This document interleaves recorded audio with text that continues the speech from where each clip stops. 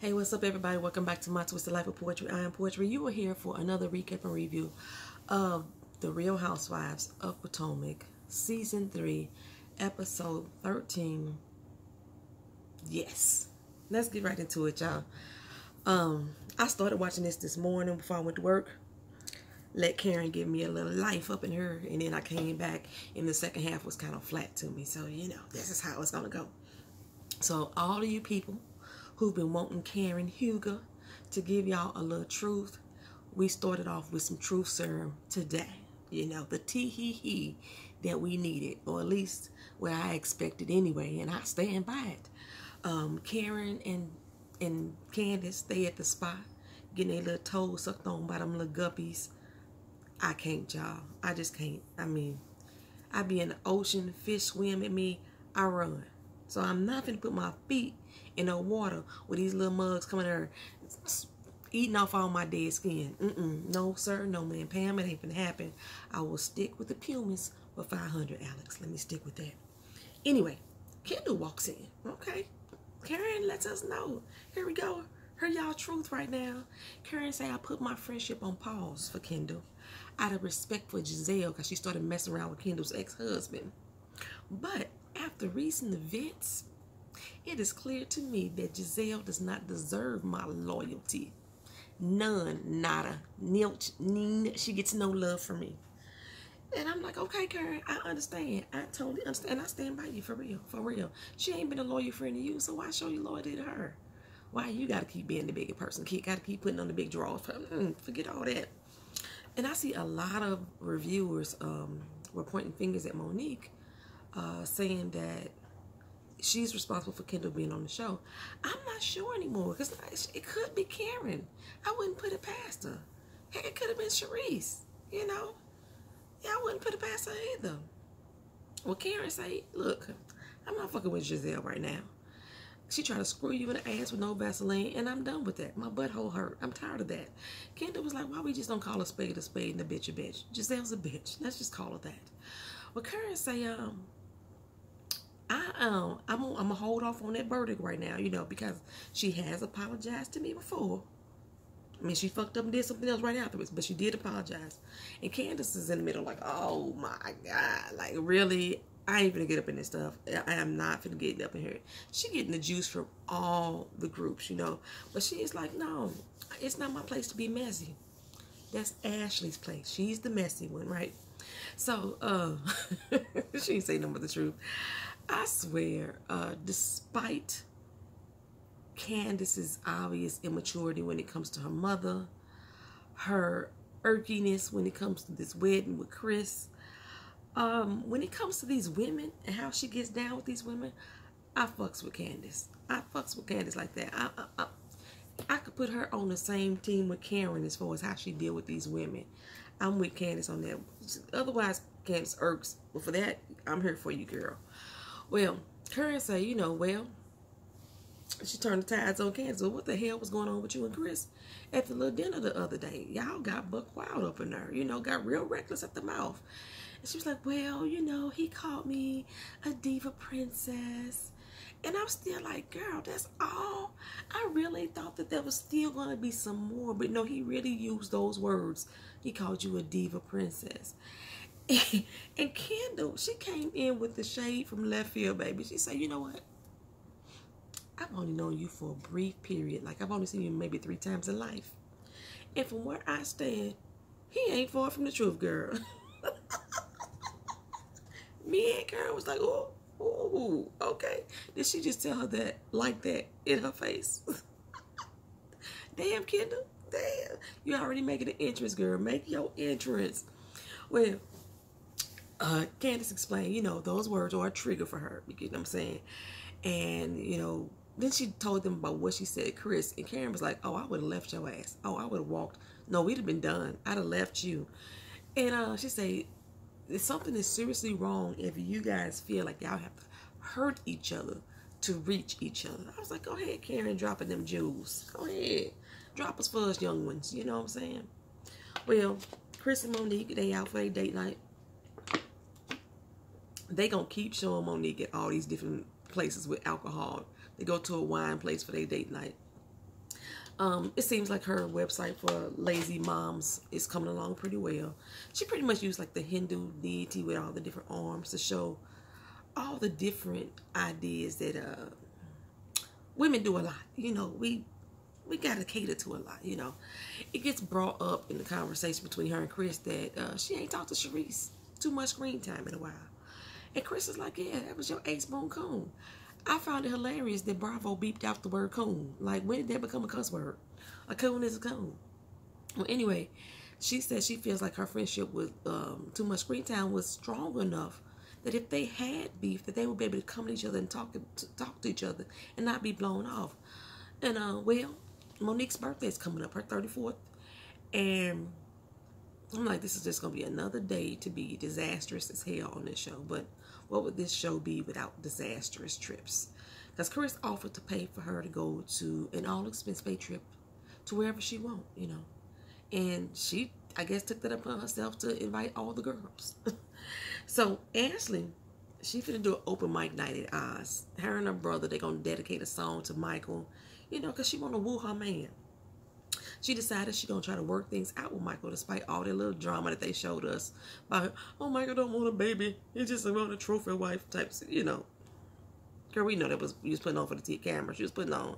So she going to try to woo him into the baby idea instead of abandoning her marriage. And I'm like, really, Ashley, what did that prenup say, girl? What did the prenup really say, girl? It's, come on now. Anyway, you ain't fooling nobody. You ain't fooling nobody, girl. Then Brad, who I thought Ashley has been checking on since she hired him. He asked her, was her mother coming? Like, why would your executive chef be asking you about your mother? Like, he knows something more than what he should know. But anyway, she's like, I hadn't thought about inviting Sheila, but since, you know, my brother gonna be performing, we gonna go ahead and bring on in here. Well, Monique and Chris, they really got a thing for people sitting on their damn kitchen counters. I've said this the last 3-4 episodes, haven't I? It's like they don't have chairs or sofas or something in this doggone house, because now they got little Chris and Milani sitting their asses up on there with their socks on the damn counter. I know they making arts and crafts and stuff, and I know they probably clean off the counter in between. But why? Or they just doing, I think that at this point, Bravo in their editing is just doing this just to piss me off, just to show poetry. These motherfuckers sitting up on these doggone kitchen countertops. It's just to piss me off. That's all they doing this for. It just completely takes away from the fact that they are having bonding moments in this family. They really bond with their children in this family. That's what it takes away from, because that's all I can focus on is another motherfucker sitting their ass and crawling their feet all over the doggone kitchen counter tables. Oh, that burns me up, man. Well, she decides that she wants to go to Paris for her birthday. You finna take these heifer hoes to Paris. Paris, France. She says she ain't never been there before in life. And you finna take them to Paris. These women you don't even like, to Paris. Oh, travel down the French Riviera, you know. She's inviting everybody except for Kendall. She invited Robyn and Gizelle, who she clearly has issue with. And Chris is like, you sure about that? You really want to invite them? You think they're going to come? Monique is like, you know, I got that Real Housewives false hope. You know, that a girl's trip is going to make everything all right. Oh, sun is shiny and bubbly, right? That in French Riviera. It's the city of love, you know. Well, her invitation has been delivered by a damn mime. Those mimes, those people irk me the fuck out. I can't stand mimes. They like silent clowns that just want to just like a nut buzzing in your ear. I can't stand mimes. Robyn finds the mime creepily entertaining, though. You know, I'm like, is mime significant to France? I've never been to France. That's on my bucket list. So I don't know if mimes are significant to France, and that's why she decided to do that. You know, all the little arts and crafts invitations that the kids had made, you know, she gets one of those. So when Robyn realizes that it's an invitation from Monique, she's like, ugh, we don't even talk. She want me to go to France? And the mom is like, oh, she love you. She's like, no, she don't. No, she don't. Okay. It's clear this girl is extending that olive branch to you. Y'all ain't spoke since y'all had beef, and now she gonna invite you out the fucking country with your broke ass to France. That's an olive branch. that's clear. How about pick up a phone and call her and talk to yourself like, hey, what's going on? We haven't been on good terms. Like, why would you do this? You know, if it really concerns you in that great detail. Excuse me, y'all. Well, anyway, where am I at? Gizelle meet up with Karen. This is the part that gave me life. And I must say, I was loving that wig on Karen, too. That looked cute on her. Candiace, take some notes, girl. Well, Gizelle is like, you know, I don't know why you mad at me. Wait a minute, heifer. Wait a minute. Wasn't you the one, excuse me, that was all up in arms and ready to shut Karen's Alzheimer event down with your pettiness? And you not sure why Karen mad at you. Why was you going to shut the event down if you didn't think there was already an issue before you got to that point? Because you was mad at Karen. Now you coming like, oh, Karen the one that got the problem. Karen's like, look, girl, you invited me. You invited me here for lunch. So I'm going to listen and let you go ahead and talk. I'm like, I thought about it. I said, Gizelle rude as fuck. How the hell is she going to invite Karen to lunch and then come after her? How you going to show up after your damn guest? That's so fucking rude. Anyway, Gizelle is like, you know what? Let's go back to Robyn's event, you know. Karen said, no, we're not. Let's not go back to Robyn's event because this ain't got nothing to do with Robyn. We're here today about you, whatever your freaking issue is, and why you feel like you always on the attack for me. You know what I'm saying? Why our friendship is in jeopardy. Robyn ain't got nothing to do with this. Set her aside. Keep her out your mouth. You know what I'm saying? She said, what she tell her? She said, she called her, she began on a whack attack or something like that. And Gizelle is like, whack attack? Whack attack? Whack attack? Whack attack? That's the same thing she did with Monique. When Monique called her a trick, she just want to focus on that one word. Trick. Trick. You heard what I said. You heard what I said. I got something in my throat.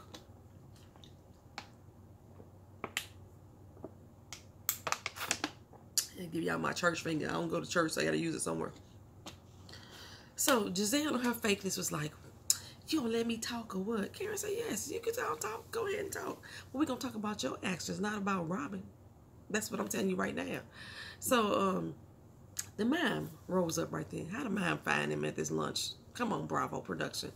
Anyway, Gizelle tell Karen, hey, go get him. Tell him to leave us alone. Karen said, I ain't got time for that. He a mime. Let a mime be a mime. Then she say, oh my gosh, she get her gutter on. They say, you know what, you got the nerve to call me a liar with all the backstabbing that you do. First the press conference, then you walk your behind up in my doggone event with your used Liberace jacket on, trying to show your ass making a fool out of yourself. And Gizelle said, why you taking pictures and hanging out with the thirsty girl? Who the fuck is thirsty? Karen said, you talking about Kendall? Yes. What is with... We need to know the real deal between Gizelle and Kendall. There is something else must have happened besides her picking up Sherman. Something must have happened in that so-called friendship that Gizelle now thirsty this, she horsed that. You know what I'm saying? Gizelle got a lot of negative to say about Kendall. Like, why? Why? Because you decided to start fucking with her ex-husband, and all of a sudden she, you know, the bitch of the night. I don't want to make me understand, Gizelle. You can't make me understand. But Karen, she let her have it. She said, look her, I will hang out with Kendall because for one, she ain't stabbed me in the back like you have. I was like, she let her have it. She let her have it. Karen told her, you so god doggone insecure that you don't want her around you. But you shouldn't have been dating somebody's ex-husband in the first doggone place. That's what you need to worry about, right? Karen read off a filth. Yes, she did. She said, you were a basic hot mess. Like, get yourself together, girl, and grow up. I was like, what the fuck is a basic hot mess? You ain't just a regular hot mess. You basic. Oh, baby, that damn mind came back. And Karen was like, who the fuck are you and why the fuck are you here? That man was getting on her nerves at this point. She's like, look here, you done got your 5 minutes of fame. You better move on. You better move on. Bye. The meme never did deliver. The mime never did deliver the message right then. They annoying, yo. They annoying. Well, since the wedding is back on, Candiace and Chris go to seek counsel about their prenup. I was like, what assets do they really have to separate at this point? Everything is going to be based on speculation. And that's pretty much what we figured out. Candiace got, you know, her line starting. She thinks she's gonna be left some property in an inheritance if one of her parents die. The business that she got going on with her mother with the salon that hasn't opened up yet. So really they don't have any assets. Chris, like, I got the restaurant.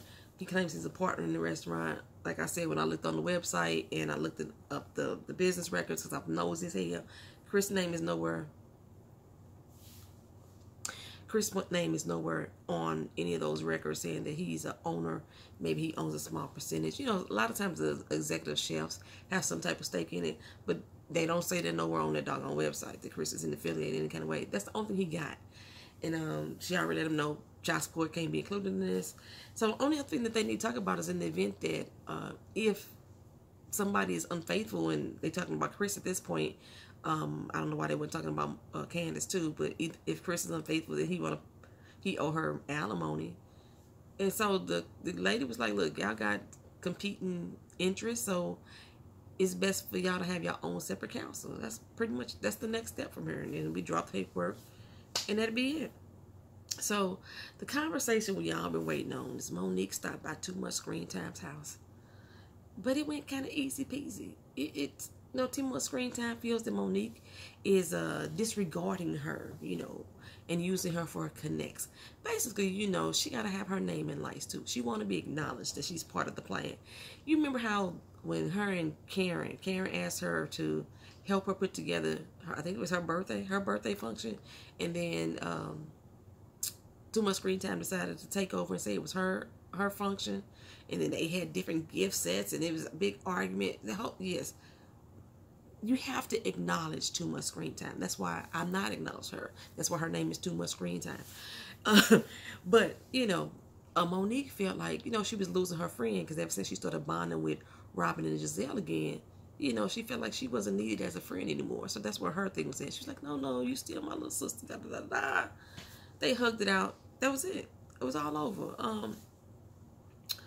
Well, hell, I didn't even realize that Gizelle, Robyn, and Too Much Screen Time was having any issues in their friendship that needed to be renewed. You know, what was the fractures in that? I don't remember. So if y'all can't remember, go ahead and enlighten me. Because I remember Charisse, Too Much Screen Time, having issues with Karen and having issues with Ashley. But, I mean, the issues that she had with Gizelle, they've been squashed that.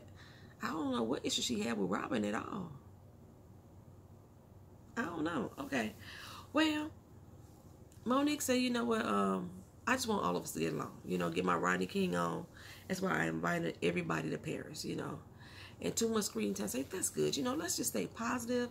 If amidst any type of issues or beef to come up, still stay positive through the whole thing. Let everybody know that you welcome and you want them to be there, right? All right, on cue, Gizelle texts and say, I don't like you, you don't like me, so let's not pretend that we do. So I ain't coming to Paris, and Robyn ain't either. She ain't got no brain, so I'm speaking for her. I'm like, she sided the petty girl. I'm paraphrasing, but basically that's what it all meant. That's all what it meant to me, at least to me. Well, it's open mic night in the Oz. Ashley got a full red on carpet photo shoot set up for a doggone open mic night.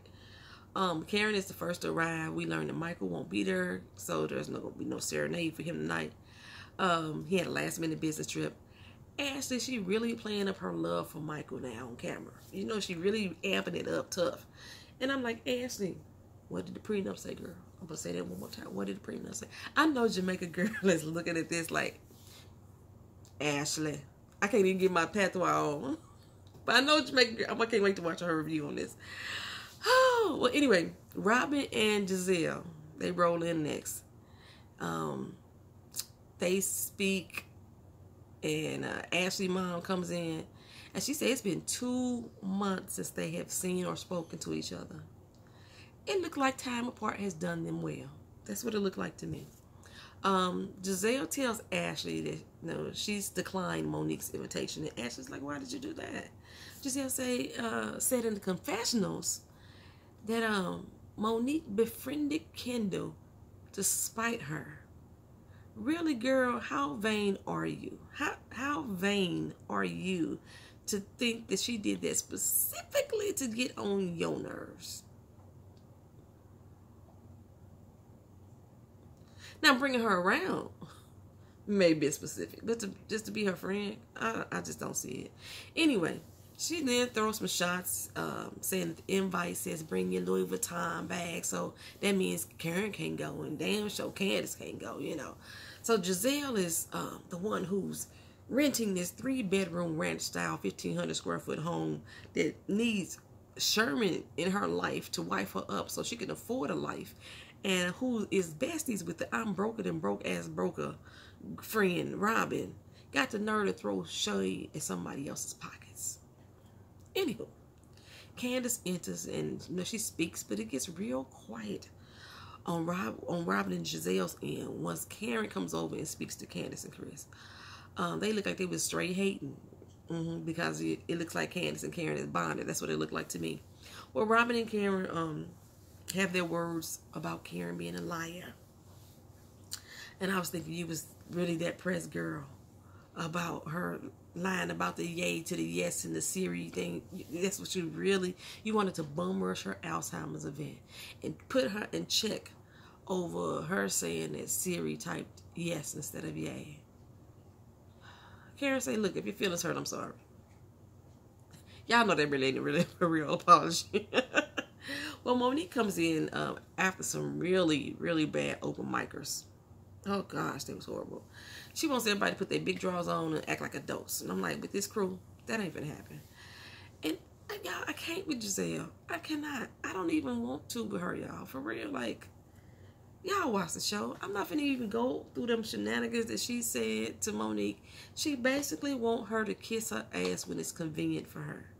She can't see, ain't gonna see, won't see that Monique was saying that she wanted to be a bigger person and avoid conflict because they already had drama, especially since it was in a work environment. You know, she didn't want to act the ass out there like Robyn did in a workplace environment. And Gizelle was like, no, you were just being childish. That's what you would be. I was like, knowing Gizelle, if Monique would have came over to her and spoke, she probably would have said, I know she didn't bring her ass over here. She wasn't even invited. You know, something like that. That's how petty Gizelle can be. I cannot believe that I used to be on Gizelle's team season 1. I'm so far. I have grown. Growth. I have grown. Oh. I'm like, oh, what'd she say? And if she go to Paris, she ain't gonna hang out with Monique. She don't give a damn it's her birthday. She's gonna hang with her friend, Robyn, the person who wanna be around her. And I'm like, didn't you already cancel out Robyn? Anyway, Monique, I don't get it, girl. I do not get why you want everybody to get along. Like, why? Like, I am, for one, saying the same thing as Gizelle, saying, why? I don't get it. Fuck her. Fuck them. Oh, well, now, you know, it's her time to talk to Robyn. Sit down. That's not sitting down. This dog is hard-headed. That's why I'm sending my dog. I'm sending my dog to Ty Bibbins. Watch. He just don't pay attention on dog on time. And Vito, sit. Sit in the chair. Don't get back up until I get done with this video. Oh, you clippity-cloppity on the floor. In the meantime, I got my eye on you. Michael shows up. At first I was like, is he gonna clash with Ashley's mom? I'm like, I really don't need that shit right now. I really don't. We can get that money, but a few more minutes left in this episode. Please don't make it no big blow up between Michael and her mama by the end of this episode. We get to see this serenade that Ashley put together for Michael with her brother. This song of love. Sheila hard trying to, you know, mingle with Michael, and Michael trying hard to ignore her. I don't know what the heck that song was. I don't know what it was. I guess I get cute, I guess. Candiace said the best. She was like, you know, Ashley ain't gonna pay no bills with her singing voice, even though she said that's what she did in the competition, the Miss America competition, Miss USA competition, one of those doggone competitions. But she said, I guess it was, I'm gonna take it for what it is, a cute enough gesture for her husband. You know, Monique coming in late as a mug. You know, she missed all the bad performances. No, but she come back in to talk to Gizelle and go there and talk to Robyn. But she do it at the table instead of pulling around to the side. She's like, look here, I just want all of us to get into a better place. You know, we was able to go out of town before and have a good time, so I figured we could do it again. And, you know, she going through her whole spin of Robinson and the whole time. And then she looks over at Gizelle saying, so are we going? You got to ask permission from Gizelle. Gizelle is like, hell yeah, so sister, we're going. Me and you, we just going to kick it together. Monique Samuels, this is your birthday. According to you, your husband is paying for this trip. So you're going to be paying for these two heifers to go kick it together. If they want to go kick it together in Paris by themselves, then let them motherfuckers pay for it by themselves. Don't put this shit on your damn birthday. No, what the hell? I'm like, this heifer Robyn can't even think for herself. That's all she got. She got to go ask Gizelle permission on whether or not she can go to doggone Paris. You better be glad somebody finna offer to pay for your butt to go anywhere with your broke self. And yep, I'm going to keep talking about her broke self. She broke. She broken and broken and broken and broke. Oh, so Monique, girl, how much did Bravo pay you for your soul, girl? I think it was Miss Honey that said it last week. What is the price tag for your soul? Your pride, your dignity. How much did you sell out to Bravo for to fuck up your birthday with some shallow ass women? And if your husband really is paying for this, is this how you want to spend Chris's money? To kiss these hoes' asses? This is what you, I just can't. I can't, I will not.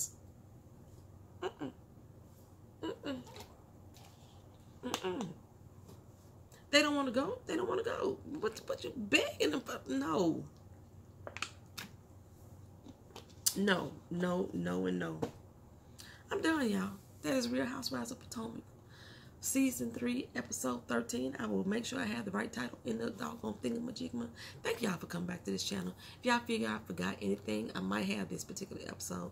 Go ahead and leave it in the comment section. I told you the first part of it, I was getting my life from Karen.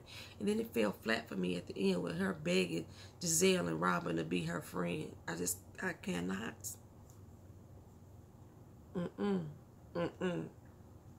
Subscribe to the channel if you haven't already did so. Peace, y'all.